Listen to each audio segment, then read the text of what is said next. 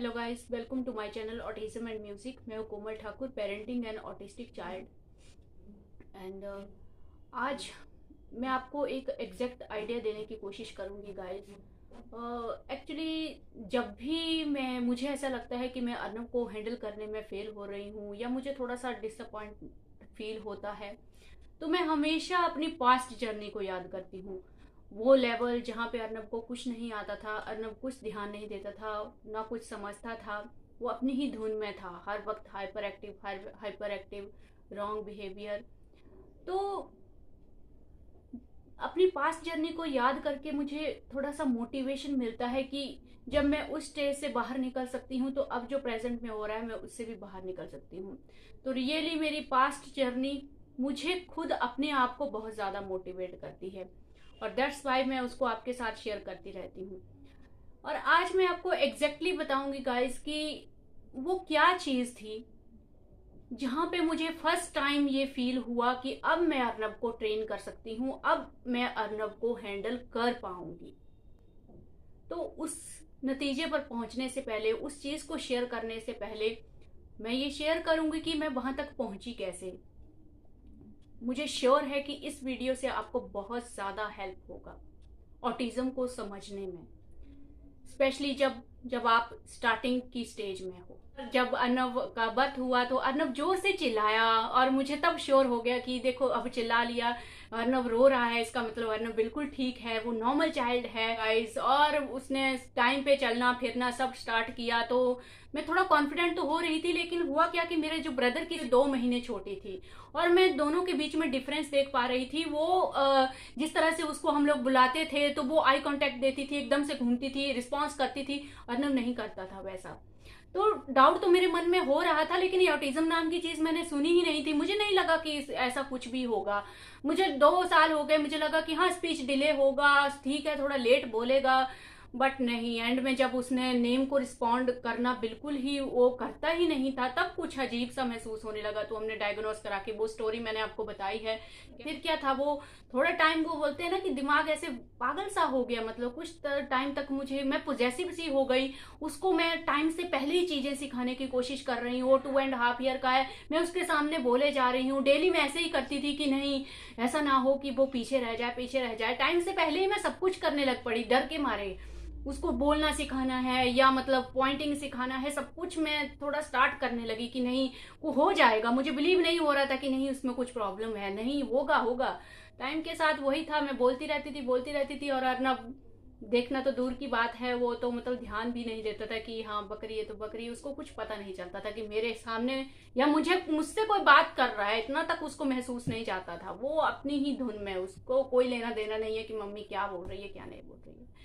तो ये दौर जो था वो 3 इयर्स हो गए, 4 इयर्स हो गए। अर्नब वैसे का वैसा ही है, हाइपर है। स्कूल में एडमिशन हो गया, स्कूल से रिपोर्ट आ रही है। समटाइम्स ऐसा होता था गाइज, मैं उसके सामने रो रही हूँ, मुझे रोना आता था बहुत जोर से कि मुझे कई बार ना वो दिमाग में ऐसे पागलपन सा आता था कि मैं इसके सामने रोऊंगी तो शायद ये मुझ पर तरस खा ले और ये ऐसा ना करे स्कूल में, ये रॉन्ग बिहेवियर ये ना करे, मतलब ऐसी हालत थी मेरी। तो मैं वही सोच रही थी कि कैसा दौर था वो। तो मुझे तो पता था, हालांकि ये मेरा पागलपन है, उसको क्या फर्क पड़ रहा है, वो तो इमोशन भी नहीं समझता है। कोई रो रहा है तो क्यों रो रहा है, कोई हंस रहा है तो क्यों हंस रहा है, कोई वेरी गुड बोल रहा है तो क्यों बोल रहा है, उसको तो ये सब कुछ कोई मीनिंग है ही नहीं इन चीजों का। तो मुझे पता है आप लोगों के साथ भी ऐसा हो रहा होगा, कुछ लोग अभी इस दौर से गुजर रहे हैं गाइस। मैं मानती हूँ ऐसे पेरेंट जो हम अपने बच्चों को सपने देखते हैं। मतलब जब वर्नम मैं प्रेग्नेंट थी तो मैं हमेशा सोचती रहती थी कि मैं अपने बच्चे को ये सिखाऊंगी, ये सिखाऊंगी, एटिकेट सिखाऊंगी, तमीज सिखाऊंगी। वो सब ख्यालों को याद कर करके ना मैं उस टाइम इतना ज्यादा रोती थी, इतना ज्यादा रोती थी कि मैं तो सब कुछ करना चाहती हूँ लेकिन भगवान ने मुझे मौका ही नहीं दिया, मैं कुछ कर ही नहीं पा रही हूँ। तो ये जो मजबूरी थी ना, ये और अंदर से तोड़ती है।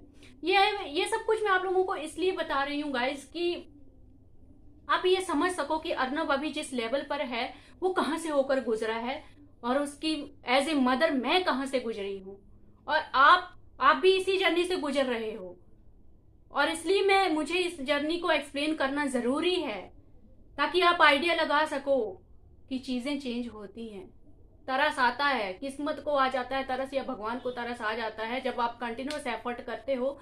मैं दुखी जरूर होती थी, रोती जरूर थी, लेकिन मैं वो चीज छोड़ती नहीं थी। उसके लिए सब करना है तो करना है, करना है। वही कार्ड से स्पीच के ऊपर वर्क ग्राउंड में ले जाना है डेली, कि इसी होप में कि शायद वो दूसरे बच्चों के साथ खेलने लगे सब, लेकिन ग्राउंड में जाके फिर वही होता था, वही मुझे स्ट्रेस आता था, वही वही उसको सब करना है, रॉन्ग बिहेवियर वही करना है उसको। तो फिर भी एम्बेरस में होती थी, लेकिन वो चीजें मैंने छोड़ी नहीं, इस होप में कि और कोई रास्ता नहीं है मेरे पास, मैं यही कर सकती हूँ, मैं सिर्फ उसको इम्प्रूव करने के लिए एफर्ट लगा सकती हूँ। अगर मैं नहीं करूंगी तो डेफिनेटली कुछ नहीं होगा। मेरे दिमाग में हमेशा ये चीज रहती है कि अगर मैं कुछ कर रही हूँ ना, तो मुझे मेरे अंदर ये उम्मीद रहेगी कि कुछ अच्छा जरूर होगा, लेकिन अगर मैं कुछ नहीं कर रही हूँ तो डेफिनेटली अच्छा तो नहीं होगा, बुरा ही होगा। तो उसी होप में मैं सब करती रहती थी। अब आती है वो मेन इंपॉर्टेंट चीज गाइस। 3 और 4 इयर्स की एज में क्या होता था गाइस, मैं जस्ट उसको रिपीट करवाती थी। जैसे मैं कार्ड्स उसको दिखा रही हूँ या बुक्स में उसको दिखा रही हूँ, तो वो जस्ट मेरे पीछे रिपीट करता था कि हाँ ये बोलो ये है, ये बोलो ये है, तो वो रिपीट करता रहता था। बाकी उसकी समझ में कुछ नहीं जाता था, इतना कुछ ऑब्जेक्ट्स चले जाते थे, बाकी इतना समझ में नहीं जाता था। फिर धीरे धीरे 5 इयर्स तक आते आते गाइस अर्नव ने फ्रेज स्पीच जो है उसका डेवलप होने लगा। ये फ्रेज स्पीच जो है ना, वो मेरी लाइफ में एक मतलब रोशनी की किरण की तरह थी। जैसे ही अर्नव फ्रेज स्पीच डेवलप करने लगा 5 इयर्स तक आते आते, तो हम ही नहीं बल्कि हमारे जो फ्रेंड्स हैं, आसपास के लोग हैं, वो भी नोटिस करने लगे कि अर्नव बोल रहा है, अर्नव का जो लैंग्वेज है वो डेवलप हो रहा है, सब लोग बोलने लगे। हालांकि वो फ्रेज स्पीच अभी तक पूरी लैंग्वेज में कन्वर्ट नहीं हो पाई है। तो वहां से मुझे थोड़ा हिम्मत आ गया कि अब फ्रेज स्पीच वो बोलने लगा है, थोड़ा फ्रिक्वेंटली भी बोलने लगा। वो शायद मेरी मेहनत ही थी जो मैं उसको स्पीच के ऊपर वर्क कर रही थी।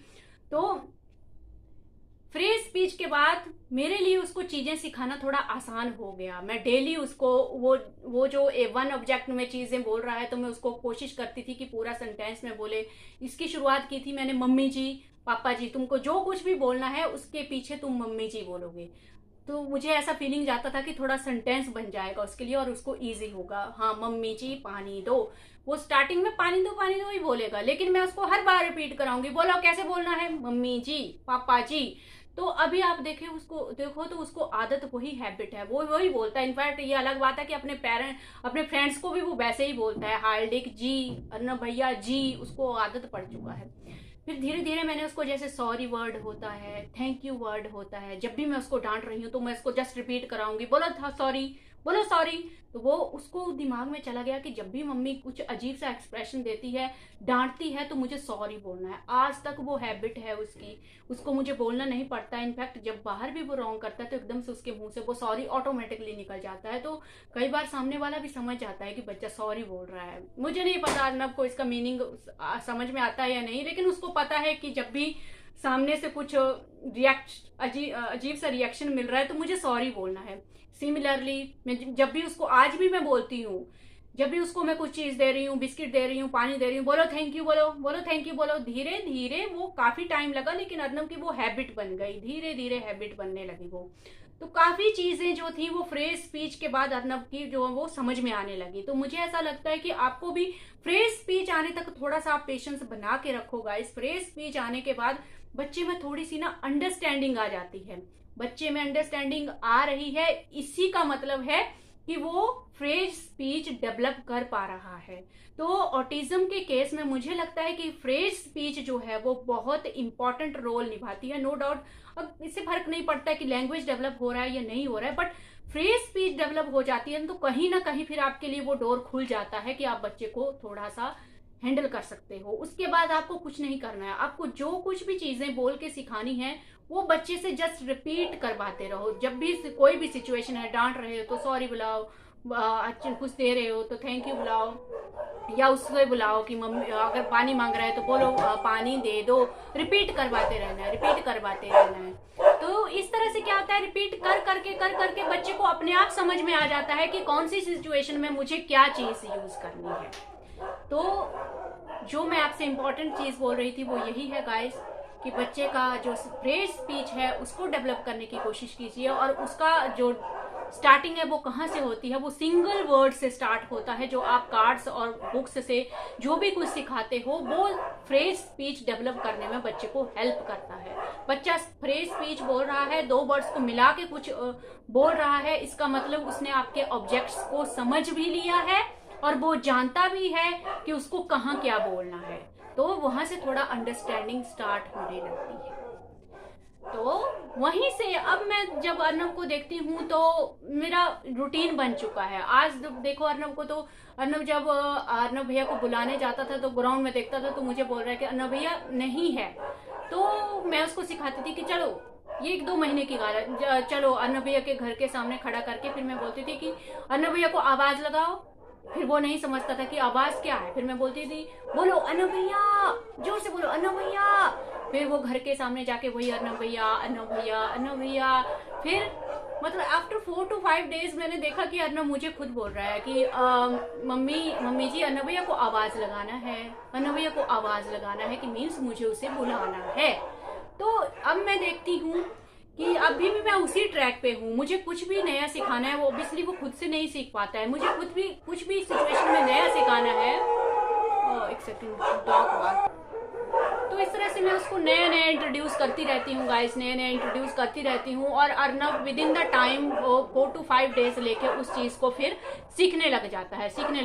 तो अभी मैं देख ली हूँ वो फ्रिक्वेंटली चीजों को सीख रहा है। अभी लाइक मतलब ग्राउंड में भी अगर उसने किसी और का साइकिल वो ले लेता है, सब बच्चे साइकिल चेंज करते हैं, तो उसको इंटरेस्ट आता है कि ये बच्चा जिसकी साइकिल मैंने ली है इसका नाम क्या है। तो 2-3 दिन लग जाते हैं उसका नाम उसको याद करने में। तो अभी वही ट्रैक बना हुआ है मेरा।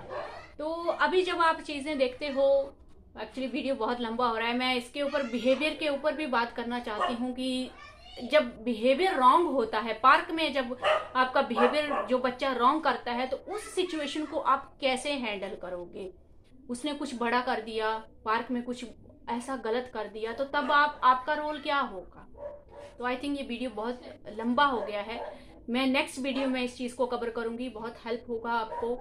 लेकिन टिल देन जो इसका जो कंक्लूजन है वीडियो का वो यही है गाइस, कि फ्रेज स्पीच आपके ऑटिस्टिक बच्चे के लिए बहुत ज्यादा हेल्पफुल होती है। और ये कब डेवलप होती है, स्टार्टिंग में इसके डेवलप होने के चांस ज्यादा होते हैं। इसलिए आप स्टार्टिंग में ज्यादा से ज्यादा वोकैबुलरी पर वर्क करो। और जब भी कुछ भी बुलाते हो तो यही मतलब होना चाहिए। आप ये वेट मत करो कि बच्चा खुद से बोलेगा, नहीं। इसके लिए आपको खुद ही बार, और इसके लिए आपको ना कंटिन्यूअस मतलब रेगुलर रहना पड़ेगा। जब भी बच्चा मांग रहा है तो आप उससे बुला के लोगे कि ये बोलो, तोड़ के बोलो। मैं ऐसे ही करती थी स्टार्टिंग में, जब मुझे किसी को इसको सिखाना है कि झूले जाओ, बोलो कि मुझे झूला चाहिए, तो मैं उसको ले जाती थी, झूले के सामने खड़ा करूंगी और मैं सामने वाले बच्चे को वही बोलती थी। गर्ल बैठी है तो मैं बोलती थी दीदी बोलो, यहाँ खड़े होके बोलो। सामने वाला बच्चा देख रहा है कि ये इसको सिखा रही है। ऐसी सिचुएशन मैंने हैंडल की है और वो भी वेट करता था। ऑटोमेटिकली वेट करते हैं बच्चे। तो मैं उसको सिखाती थी कि बोलो दीदी जी, फिर वो भी बोलता था दीदी जी, फिर मैं बोलती थी मुझे, फिर वो भी बोलता था मुझे। तो तोड़ के स्टार्टिंग में पूरा सेंटेंस नहीं बोल पाता था वो, तो धीरे धीरे हर बार फिर क्या होता था, कुछ टाइम के बाद मैं उसको दूर से भेज देती थी। जब वो पूरा सेंटेंस बोलने लग गया बार बोल के, तो वो दूर से भेज दूंगी कि जाओ दीदी के पास ये बोलना है। फिर वो खड़े होके बोलता था दीदी जी मुझे झूला दे दो। तो हर चीज मैंने ऐसे ही की है। पहले मैं उसको खुद से बुलाती हूँ, उसके बाद फिर वो उस चीज को सीखता है। तो यही रास्ता है गाइस, आपको हर चीज रिपीट करवानी है, चाहे बच्चे बड़े भी हो गए हैं तभी। तो यही एक तरीका है जिससे वो नए शब्द को सीख सकते हैं। So thank you for today. मुझे कॉल आ रहा है किसी का। Thank you for watching.